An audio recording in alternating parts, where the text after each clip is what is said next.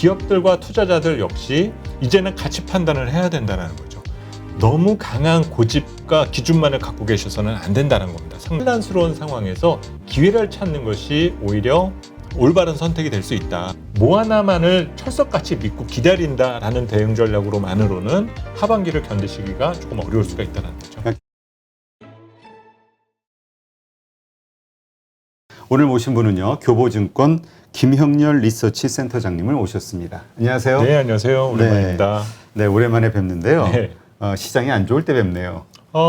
근데 네. 이 시장이 안 좋다라는 게요. 네네. 의미가 각자 받아들이는 게 틀린 것 같아요. 어떤 분은 뭐 0.7%이 정도는 그냥 일상적인 거야. 근데 어떤 분은 반도체 들고 있는 분들은 뭐야 폭락 수준이야 이렇게 맞습니다. 생각한단 말이죠. 맞습니다. 지금 체감 지수가 그만큼 큰 차이를 보이고 있다 볼 수 있는데요.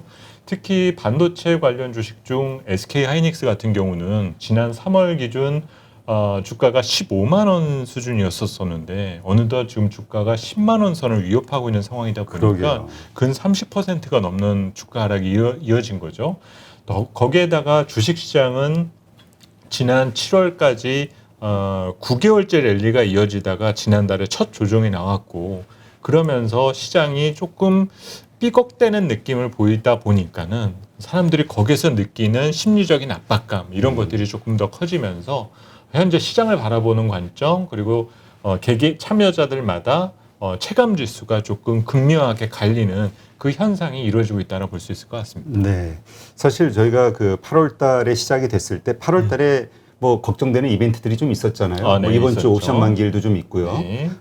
그것을 두고 또 계속 외국인들의 선물 매도가 좀 이어졌었고, 네. 그 다음에 또 하나는 잭슨홀 미팅. 네, 잭슨홀 미팅도 이런 있죠. 것들에 대한 이슈. 그래서 8월달은 좀 위기의 달이 되지 않겠냐 초기에 생각했었는데 그 다음에 첫 주 흐름이 괜찮았단 맞습니다. 말이죠. 맞습니다. 그러다가 지금 모든 게 다 좋아지는 것 같은 시점에 또 다시 이런 특히 삼성전자 같은 경우는 이재용 부회장이 좀 되면은 가석방 되면은 뭔가 확 좋아지지 않겠냐. 네네네. 근데 완전 시장 기대와는 좀 반대로 갔단 네네네. 말이죠. 네네네. 이걸 어떻게 이해해야 될까요? 저희가 보는 관점은 우선 시장 내부의 손바뀜은 상당히 활발하게 일어나고 있다. 이 점을 말씀을 드리고 있어요. 그리고 저희도 최근에 저희 회사 유튜브에서 여러 가지 시황에 대한 부분을 말씀을 드리면서 유튜브 시작하셨다고? 네, 저희 교보증권도 디지털 TV라는 채널을 가지고 저희가 아침마다 시황을 전달해 드리고 있는데 거기서 많이 강조하는 부분이 현재 우리나라 주식시장과 경제의 주정 공격수가 누구냐? 그러면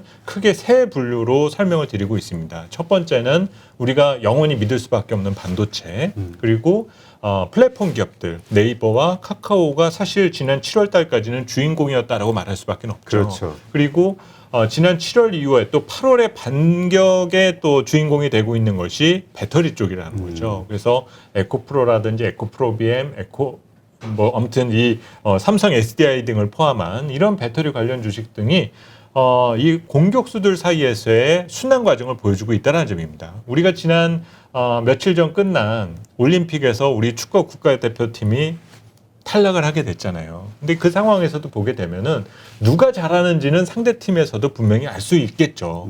그렇게 되면 그 공격수만 맞게 되면 우리가 공격의 활로가 딱 막히게 되는 상황이 되지 않습니까? 지금도 반도체와 플랫폼 그리고 배터리의 이 세 삼각편대에 대한 선순환이 일어나야 되는 상태인 건데 문제는 이 사이에서 선순환이 일어나지가 않고 꽉 막히는 현상이 나타나게 되면 돈들은 이상한 대로 자꾸 흘러가게 된다는 거죠. 그러면서 지난주에 카카오뱅크, 이번 주에 크래프톤, 거기에다가 SK바이오사이언스와 셀트리온 관련된 이 바이오 관련 섹터가 강세를 띠게 되면서 시장 내에서의 이런 변화 등이 지금 나타나고 있다는 점입니다. 그러면 이제 시장에서 반도체에 대한 투자 비중이 많은 분들 입장으로는 시장에 대해서 아주 극도의 공포와 시장에 대한 비관적 시각이 생길 수밖에 없는 거고 이 선순환의 연결고리를 따라가시는 분들이 있다라면은 전혀 불편함을 느끼지가 않는 그런 시장 환경이 현재 전개되고 있다고 볼 수가 있겠죠. 네. 그러니까 이제 사실 우리가 투자를 할 때는 우량주, 대형주 중심으로 하자. 이게 이제 특히 새로 시작하는 신규 투자자들에게는 좀 안전하고 맞습니다. 수익을 네네. 담보해 줄 수 있는 투자법이라고 이제 보통은 이야기를 해왔는데 네네네. 지금의 시장 환경은 그게 안 맞는단 말이죠. 그러니까 작년 말 그리고 올해 들어왔던 분들은 그 원칙에 따라서 잘 투자했다라고 생각을 했는데 결과적으로는 시장에서 소외가 되다 보니까 지금 뭐 이 느끼는 그 뭐랄까 박탈감이 커질 수밖에 박탈감이 없죠. 장난이 아니죠. 근데 사실 제가 이 8.15 머니톡에 와서 지난 연초까지도 이제 출연을 자주 했었을 때 강조해서 말씀드렸던 부분이 있어요. 이제는 고급 과정에 들어간다. 그리고 여기서 떨어져 나가면은 안 된다라는 말씀을 드려왔었고, 지난해부터 이어졌던 이 주식시장의 변화, 투자 환경의 변화에서 우리가 좀 느낄 수 있었던 거는 뭔가 변했다라는 것들은 대부분 다 공감하실 거예요. 그렇죠. 그런데 우리 시장이 과연 떠밀려서 올라온 것이냐 아니면 그만한 근거를 계속적으로 보여줘 가면서 했느냐, 이거를 조금 구분지어 줄 필요가 있는데, 사실 지난 1년 동안의 우리 주식시장과 자산시장의 변화는 떠밀려서 올라온 영향이 조금 컸습니다.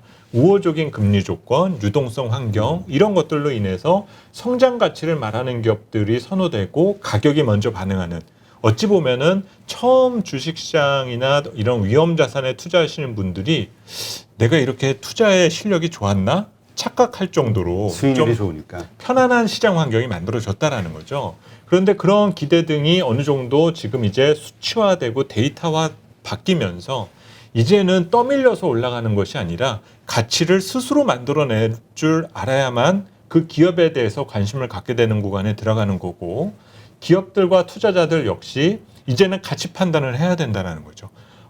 카카오뱅크에 대한 어떤 가치 판단, 크래프톤에 대한 가치 판단, 이런 내용들을 비교해 가면서 투자에 있어 우선순위를 선별하는 과정이 나타나게 되다 보면 예전처럼 이렇게 때로 몰려다니는 시장 분위기가 형성되지가 않는다는 점입니다. 이 얘기는 다시 말해서 앞으로 전개되는 올 연말까지의 시장 상황은 시장 내부의 수익률 차별화가 일어날 가능성이 상당히 커졌다는 것을 의미하게 되는 거고, 이 얘기는 다시 말해서 내가 관심을 두는 분야에 대해 어느 정도의 기준을 갖고 있는 것도 물론 중요하고요. 또 하나 좀 말씀드리고 싶은 부분은 너무 강한 고집과 기준만을 갖고 계셔서는 안 된다는 겁니다. 상당히 유연할 줄 알아야 되고, 때로는 시각을 조금 바꿔가면서 대응을 할 줄 아는 그런 자세가 필요하다라고 생각이 듭니다. 네, 그러니까 그 말씀은 이제 종목 장세가 앞으로 하반기까지 연말까지 계속 펼쳐질 것이고 종목을 잘 선택을 해야 된다, 이렇게 이해를 하면 될까요? 그렇습니다. 그리고 현재 그러면서 여러분들이 그 믿고 가셔야 되는 부분 중에 하나는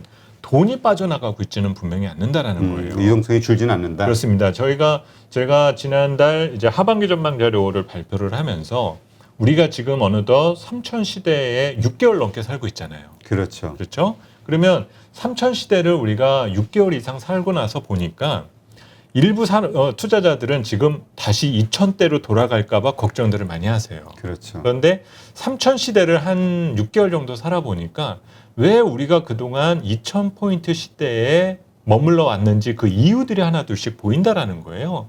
그 점에서 우리가 찾을 수 있었던 것들 중 첫 번째는 2000포인트 시대에는 우리 가계에서 주식 투자에 대한 관심이 없었다라는 거죠.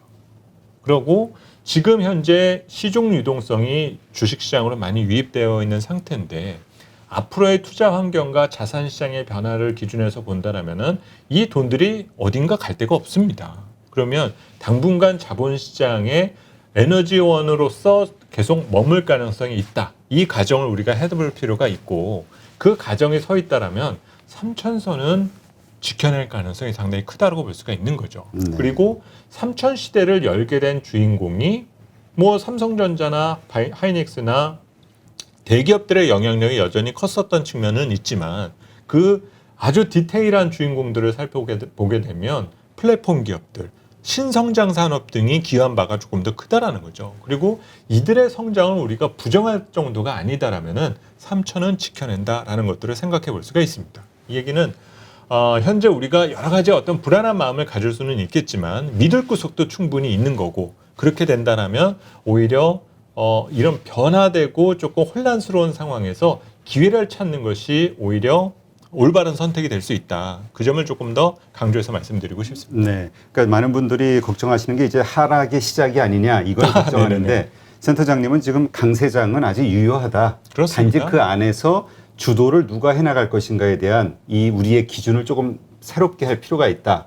이 정도로 이해하면 될까요? 그렇습니다. 이제는 막연하게 기대감만을 가지고 나서 가격을 만들어내는 것이 어렵고요. 이제 투자자들의 어떤 기대를 실제로 얼마나 잘 구현해낼 수 있느냐가 중요하다라는 거죠. 사실 투자자라는 것은 기업의 성장을 믿고 투자하는 측면들도 있지만 그에 상응하는 보상이 분명히 뒤따를 수밖에 없는데, 그러면 기업들 입장에서는 끊임없는 투자, 상당히 도전적인 변화 이런 것들을 계속적으로 해나가야 될 거고, 또 만약 그 부분에 아직 미흡한 기업이 있다라면은 투자자들의 관심과 이목을 끌어모을 수 있는 혁신적인 변화와 도전을 선택을 해야만 된다라는 거죠.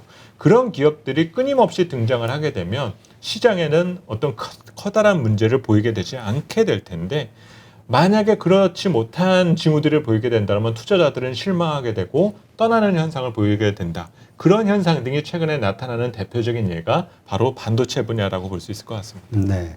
근데 이 반도체 말이 나왔으니까 이제 질문을 드리면, 네네.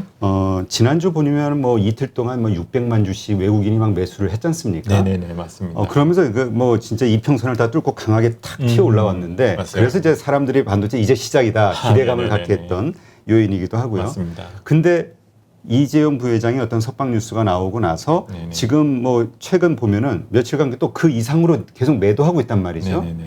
이거는 그냥 뉴스에 팔아라 이 의미인가요? 아니면은 어떤 다른 외국인들이 삼성전자에 바라보는 시각에 변화가 있는 건가요? 사실은 반도체라고 하면 우리 어떤 주가 수익률 측면에서도 중요한 부분이겠지만 가장 중요한 거는 우리 경제에도 상당히 중요한 영향력을 행사할 수 있는 산업이다라는 거죠. 그렇죠. 그리고 사실 지난주에 우리가 그 8월 첫 주의 반등을 반도체가 주도를 했었잖아요. 그렇죠. 그러면서 거기에 힘을 실어줬었던 부분 중에 하나가 지난 7월 수출에서 반도체 부분이 엄청나게 좋았다. 110억 달러를 기록했다라는 얘기가 나왔었기 때문에 그러면 3분기에도 숫자가 좋겠구나. 그거를 기대하면서 이제 주가가 올랐다라는 거죠. 그런데 이제 주가가 속절없이 내려가면서 나타나는 또 부정적인 해석은 외국계에서 뭐 보유 비중 축소를 내놓았다라던가 그러면서 이익 전망에 대한 부분, 또 공급 과잉 등으로 인한 가격 하락 이런 얘기들을 이제 가장 많이 하고 있는 거잖아요. 저는 이제 반도체 전문 애널리스트는 아니기 때문에 최근에 이 현상이 나타나는 것들에 대해서 조금 매크로한 거시적인 해석을 한번 점검을 해봤습니다. 그래서 제가 오늘 자료로 보여드리지 못하고 내일 제가 아침 저희 방송에서는 제가 보여드릴 예정이기는 한데 우선 제가 숫자로는 제가 설명을 드릴 수 있을 것 같아요. 알겠습니다. 지난 2분기 우리 반도체 수출이 300억 불이 넘어갔어요. 네. 그런 현상이면 지난 17년도에 우리 반도체 호경기 때와 동등한 수준입니다. 그래서 우리 반도체 사이클이 지금 좋다라는 거는 팩트인 거거든요. 그런데 삼성전자하고 하이닉스가 이번에 2분기 실적을 보게 되니까 그러면 2분기 때 반도체 수출이 300억 불이 넘었으니까 거기에 나온 숫자가 지난번에 삼성전자나 그 하이닉스가 확정 실적이 나왔잖아요. 네. 그래서 두 기업의 확정 실적을 합산을 하면은 15조 원이 넘었어요. 이익이. 그렇죠. 이 영업이익이 15조 원이 넘었습니다. 그런데 2017년도에도 똑같은 현상이 있었습니다. 당시에도 우리 반도체 수출이 분기 단위 기준으로 300억 불을 돌파한 이후에 6분기 동안 300억 불을 유지를 해왔었어요. 근데 그때 당시에 삼성전자와 하이닉스의 합산 영업이익이 얼마였었냐면은 19조 원에서 최대 24조까지 갔었습니다. 지금보다 더 훨씬 높았었던 거죠. 그러면 당시에 매출 기준으로 비교를 하면 별로 차이가 없어요. 네. 그런데 왜 그러면 무슨 일이 벌어졌었던 거냐? 당시에는 가격이 너무 우호적이었었던 거죠.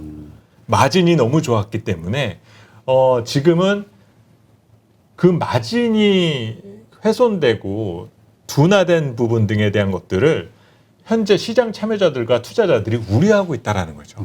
이렇게 반도체를 잘 팔고 있는데 예전만큼 수익성이 좋지는 않잖아. 그런데 니네들 앞으로 더 좋아진다라고 해가지고 시장에 가격을 공급을 하게 되면 가격은 떨어질 테니 지금 수익성이 좋아질 리가 있겠어? 이런 것들을 걱정을 하고 있다라는 겁니다. 그것에 대한 검증 과정이다라고 볼 수가 있어요.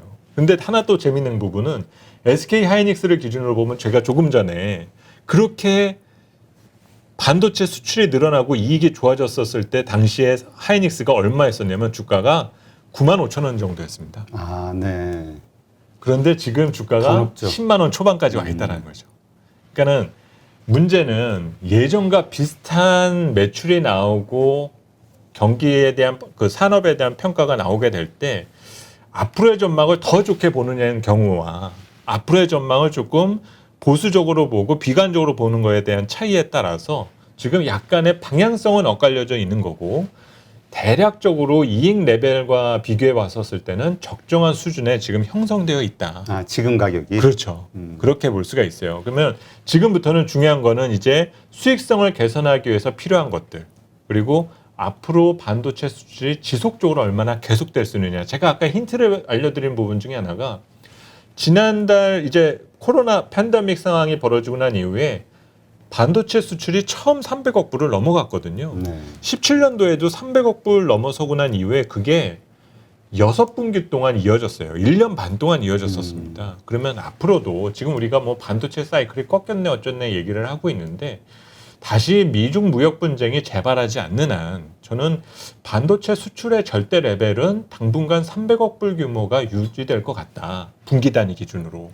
그렇게 된다라면 이제 반도체 기업들이 수익성을 얼마나 확보할 수 있느냐 그것에 대한 신뢰를 투자자들에게 얻어내느냐 그렇지 못하느냐가 주가 향방에 단기적인 힌트가 될 수 있는 여지 등이 있다라고 보여집니다. 네. 그렇다면 우리가 투자자들이 확인해야 되는 게 일단 메모리 반도체의 현물 가격 그렇죠. 이것의 상승세가 SK 하이닉스나 삼성전자나 같이 공용되겠죠. 그렇습니다. 지금은 가장 걱정되는 거는 이제 꺾인다라는 이미지가 강하기 때문에 이제 그 부분과 전방 기업들의 수요 이것이 이제 가장 중요하다고 볼 수가 있어요. 근데 사실 17, 18년도 같은 경우는 전방 기업들의 수요, 즉 서버 디램에 대한 수요와 플랫폼 기업들에 대한 수요가 강했었던 그렇죠. 시기지 않습니까? 그러면 사실 지금도 그 수요가 만만치 않게는 있을 테고 17년도와 지금 반도체에 대한 수요는 사양이 다양해져 가고 있잖아요. 단순히 플랫폼 기업들에 대한 수요뿐만이 아니라 지금은 자동차 수요 부분도 있고 또 뭐 자율주행이나 여러 분야에 대한 부분, 전방 산업 등의 그 자동차 뭐 자율주행과 여러 분야에 대한 수요 등이 분명히 뒤따르고 있는 측면 등이 있을 텐데 그거를 아직까지 그 시장에서는 검증되지 않았다라고 판단하고 있는 거죠. 그래서 올 연말이 지나면서는 이제 그런 수요 등이 2022년에 얼마나 등장할 수 있느냐에 등을 파악하면서 이 반도체 관련 주식 등의 단기 바닥이 형성되지 않을까라는 기대를 가져봅니다. 네. 그렇다면 지금 이 시점이 적정 가격으로 이제 시장에서는 판단하고 있는 것이다 말씀을 하셨으니까 네네네네. 이것이 바닥이라는 의미로 이해해도 될까요? 이 얘기는 이제 결국 앞으로는 반등이 이제 기다리고 있다 이렇게 봐도 되는 거잖아요. 그렇습니다. 이거는 조금 더 매크로한 의미에서 접근해 둘 필요가 있거든요. 그래서 사실 2017, 18년도 같은 경우는 서로 공격적인 경쟁이 이루어지던 시기죠. 글로벌 플랫폼 기업들 그리고 중국 플랫폼 기업들 이런 기업들 사이에서의 공격적 투자가 말 그대로 그 반도체 가격을 뻥튀기가 시켰었던 시기였었고 거기에 직접적 수혜를 우리 기업들이 봤었던 부분이잖아요. 네. 그런데 사실 지금 탑다운 논리에서 놓고 본다라면 반도체 분야에 지금 나오는 얘기들은 자급 조달 이런 얘기들이 조금 많이 나오고 있습니다. 각 나라들, 각 미국도 뭐 그렇죠. 자체 뭐 밸류 체인을 만들어야 된다 이런 얘기가 있으니까. 그렇습니다. 결국은 초기에 이런 비용적 요소에 대한 부담 등을 느끼다 보니까 투자 측면에 있어서는 여러 가지 좀 걸리적거릴 만한 내용들이 조금 많아져 있고 이런 요소 등이 투자 요인에 있어서 조금 걸림돌이 되어가고 있다라고는 보는데 문제는 올해 연말과 내년으로 해가 넘기면서 이제 글로벌 반도체 기업들도 앞으로 변화에 대한 준비 등을 시작을 하게 될 거잖아요. 그런 변화의 과정에서 우리가 새로운 힌트를 찾아낼 수 있는 기회는 충분히 제공된다라고 저희는 판단을 합니다. 그래서 연말 시기에 이제 그런 내용들을 우리가 점검하는 부분 등이 조금 더 필요하지 너무 이전의 스토리를 가지고 나서 앞으로에 대한 어떤 매크로한 전망을 우리가 규정 지을 필요까지는 없지 않을까라는 생각이 조금 더 드네요. 그러면 연말에 지금 말씀하신 뭐 메모리, 반도체의 어떤 현물 가격이라든가 이런 어떤 추세 이런 것들을 통해서 내년도도 계속 갈 수 있다. 좀 어려울 것 같다. 그때 가서 좀 판단을 해보자. 이렇게 보면 될까요? 우선은 각자 이제 이 어떤 투자 활동에 있어서의 주도를 누가 할 것이냐가 가장 중요하고요. 또 그 과정에서 여러 가지 이해관계가 있을 수밖에 없습니다.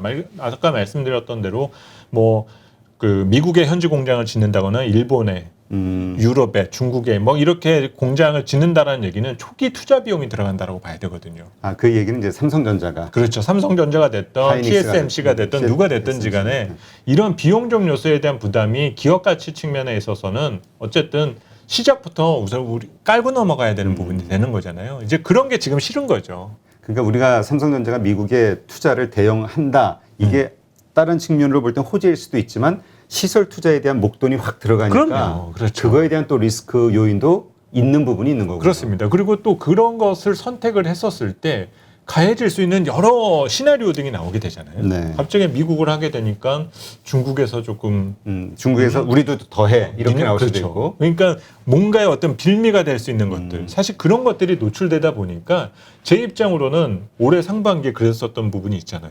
바이든 정부에서 글로벌 반도체 CEO들 전부 다 화상 연결해가지고 집합시켰지 않습니까?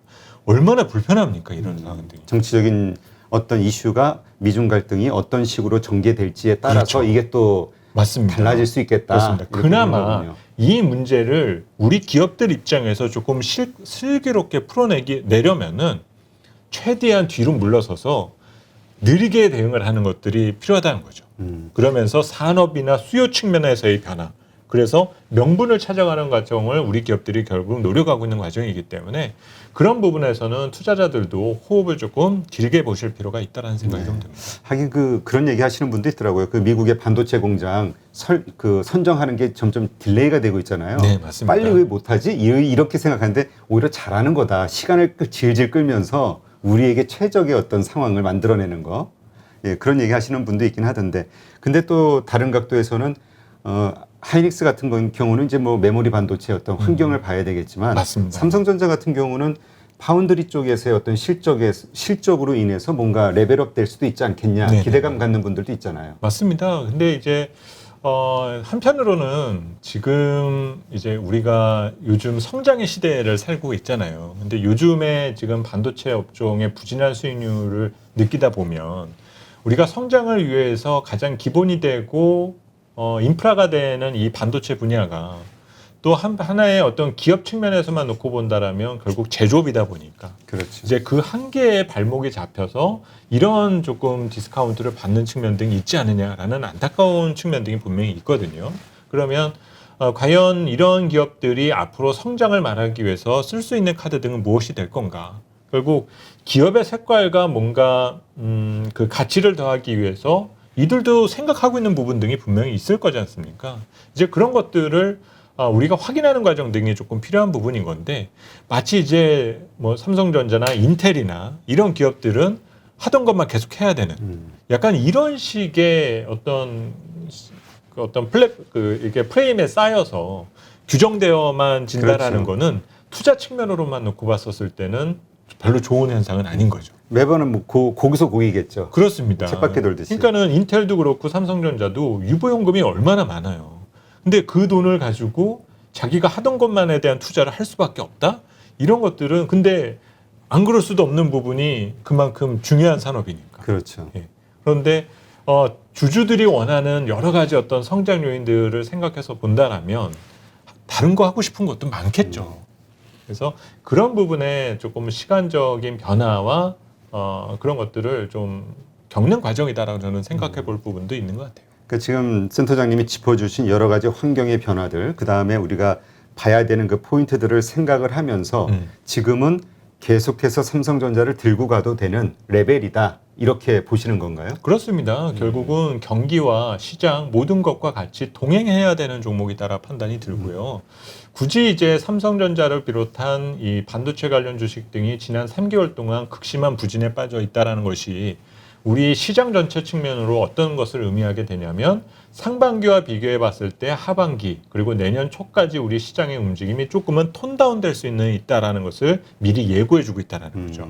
그리고 톤다운 된다라는 의미를 너무 또 곱씹어서 추세의 변화라든지 곧 붕괴 내지는 약세로의 전환 이런 것들을 해석할 문제는 아니다라는 거죠. 요새 고버스 투자가 또 늘고 있대잖아요. 저는 개인적으로는 곧버스 투자 등과 아니면 시장에 대한 방향성을 읽는다라는 측면에 있어서는 뭐 잠깐 그 맛을 볼지는 모르겠어요. 그런데 경기 정점을 우리가 통과하지 않은 상태에서에 대한 선택은 조금은 아직도 위험한 발생이 될 가능성이 크다라고 봅니다. 그리고 돈들은 여전히 자본시장과 위험자산 시장에서 뭔가 추가적인 알파 수익을 현재는 계속 추구하고 있는 상태이기 때문에 돈이 떠나고 있지는 않다는 거죠. 그런 측면에서 놓고 보면 구조적인 침체에 우리가 직면하지 않는 한 여전히 투자의 기회를 찾는 것들이 올바른 그리고 합리적인 선택이 될 수 있다는 판단을 합니다. 단지 이제 톤다운만 되어 있다는 거죠. 그러니까 지금 그 관점의 차이를 이런 식으로 보시는 분들도 있더라고요. 내가 만약 지금 삼성전자나 하이닉스를 들고 있지 않다면 지금 사고 싶어하는 매력적인 레벨이 왔는데 네네. 들고 있는 분들은 지치고 여러 가지 마음 상하고 이런 것 때문에 팔아버려야 되는 어떤 심리를 갖고 있는. 네네네. 그래서 한 발 좀 물러나서 객관적으로 삼자 입장에서 지켜봐야지 살 타임인지 팔 타임인지를 결정할 수 있는 거 아니냐. 네네네. 예. 그래서 저는 최근에 올림픽 시즌을 보내서인지 스포츠 중계 부분하고 조금 제가 비유를 자꾸 들어서 설명을 드리게 되는데요. 우리 경제와 주식시장의 공격수 셋이 반도체, 플랫폼, 그리고 배터리라고 말씀을 드렸잖아요. 그렇죠. 근데 이거는 모든 투자자들이 알고 있고 밖에 외국인 투자자도 알고 있고 다 알고 있는 내용이에요. 그런데 한국이라는 대표팀은 축구에서는 박지성만 막으면 되고 배구에서는 김연경만 막으면 돼. 알고 있다라고 되면 잘 못 간다라는 거죠. 그렇죠. 그러면 어쨌든 우리는 이 경기를 풀어나가야 되는 거지 않습니까? 그렇게 되면 공격수 쪽에서 자꾸 활로가 막히고 전담 마크맨이 붙었다라는 느낌을 보이게 되면 공을 돌려서 어쨌든 돌파구를 보내야 되는데 우리가 축구 전술에서 보게 되면은 미드필드에서 중거리 슛을 놔서 뭐 수비를 조금 벌려놔라 이런 얘기들을 그렇죠. 간혹 하게 돼요. 그러면 지금 중앙 미드필드로 누가 위치하고 있느냐라는 것을 보게 되면은 경기 민감주들 그리고 바이오가 거기에서 잡아주고 있다라는 거죠. 근데 경기 민감주도 발목이 잡혔어요. 팬데믹 확진자 수가 갑자기 늘어나면서 그렇죠. 이쪽으로 공이 넘어가서 뭔가 주도권을 잡으려고 하다가 이쪽도 지금 다시 또 꽉 막혔거든요. 그러다 보니까 SK 바이오사이언스부터 시작해서 바이오주들이 자꾸 지금 중거리 슛을 쏴주고 있는 겁니다. 그러면 이 과정을 겪고 난 이후에 다시 또 주도권이 결국은 공격수들에게 자꾸 공은 전달시켜줘야 되는 거거든요. 한국 경제의 공격수는 역시 삼성전자, 반도체 같은 뭐 그렇죠. 자동차 같은 이런 그렇죠. 것들이 있다 이거죠. 그렇습니다. 거기서 우리 현재 성장을 말하고 있는 기업들은 결국 이들에게서 계속적으로 찾아내게 될 거고 그 사이에서 조금 더 근거가 있는 쪽으로 공을 몰아주는 쪽이 맞겠다라는 거죠. 그런데 최근에 나오는 내용을 보면 반도체는 숫자가 꺾인다거나 뭐 이런 뭐 전망 자체가 조금 보수적으로 바뀌고 있고 플랫폼 기업들의 경우는 워낙 상반기에 수익률이 좋았던 좋았죠. 데다가 카카오뱅크의 상장 이후로는 조금 모멘텀이 소진된 게 아니냐. 이러다 보니까 배터리와 전기차 관련 기업들이 지금 이제 2분기 실적과 하반기부터 나올 여러 수주 관련된 이슈 등으로 인해서 밀어주는 힘이 조금 더 강해지고 있는 겁니다. 그래서 이런 이미지를 가지고 여러분들이 당분간 시장에 순환에 대한 흐름을 따라가는 것들이 중요한 거지 뭐 하나만을 철석같이 믿고 기다린다라는 대응 전략으로만으로는 하반기를 견디시기가 조금 어려울 수가 있다는 거죠. 그러니까 결국은 우리 뭐 보통 바벨 전략이라고 그래서 장기적으로 가져가는 거, 그 다음에 그 시장의 순환에 따라 좀 이렇게 그 단기 트레이딩 할 수 있는 계좌 이렇게 하는 거를 많이 권하잖아요. 그렇죠. 이런 어떤 포트폴리오 전략이 필요할 수도 있겠다 이렇게 보면 되겠네요. 그렇습니다. 그리고 어쨌든 지난 상반기 동안에는 주식시장이 월간 수익률 기준으로 마이너스가 한 번도 없었었잖아요. 그래서 저희는 지금 하반기 전체적인 그림을 3분기는 모멘텀 관성에 의해서 상반기의 상승 기조가 계속 유지된다. 저희는 그렇게 보고 있기 때문에 8월은 여전히 조금 더 7월의 충격을 만회해 줄 거다. 그리고 그거를 9월까지 이어가 줄 수 있을 거다라고 저희는 판단을 하고 있고요. 대신 이제 4분기부터는 오히려 시장이 조금 한 해를 마무리하면서 조금 톤다운 할 수 있는 또 그 이유 중에는 정책 불확실성과 관련된 요인들, 우리 뭐 한은의 금리 인상 가능성이나 테이퍼링 가동 이런 요소 등을 우리가 점검하면서 조금 그 톤다운에 대한 변화 등을 대응할 준비를 하는 것들이 필요하다. 이 관점을 유지하고 있습니다. 네, 알겠습니다. 특히 삼성전자, 하이닉스 가지신 분들은 한번 잘 곰곰이 곱씹으시면서 어떻게 대응할 것인지 고민해 보시면 좋을 것 같네요.